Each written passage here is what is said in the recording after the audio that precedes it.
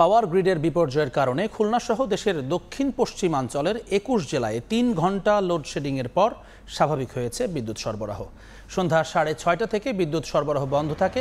রাত 8:30টার পরেই বিদ্যুৎ আসতে শুরু করে। খুলনা অঞ্চলের বিদ্যুৎ সরবরাহকারী প্রতিষ্ঠান ওজোপাডিকো জানিয়েছে, সন্ধ্যা থেকে লোড না পাওয়ায় বিদ্যুৎ সরবরাহ করা যায়নি। আর পাওয়ার গ্রিড কোম্পানি বলছে, গোপালগঞ্জ থেকে ত্রুটি হওয়ায় সিস্টেমে বিপর্যয় হয়।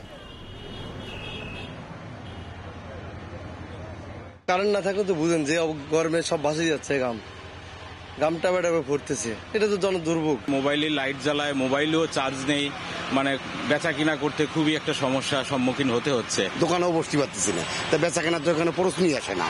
আবার মনে করেন রাত্রে যদি কারেন্ট না থাকে, তো আর বাচ্চা কাচ্চা নিয়ে আমাদের বসবাসের অযোগ্য হয়ে গেল।